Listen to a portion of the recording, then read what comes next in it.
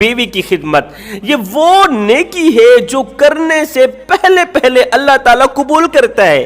میرے کریم نبی نے فرمایا شوہر کی تابع دار عورت کے لیے چرند پرند یہاں تک کہ پانی کے اندر تیرنے والی مچھلیاں بھی اس عورت کی مغفرت کے لیے دعائیں مانگتی ہیں، مچھلیاں دعائیں کرتی ہیں، فرشتے آمین کہتے ہیں، اور اللہ رب العالمین ان کی دعاؤں کو قبول کرتا ہے۔ شوہر کی تابع داری، شوہر کی خدمت بیوی کی بخشش کا ذریعہ بنتی، بیوی کی مغفرت کا ذریعہ بنتی۔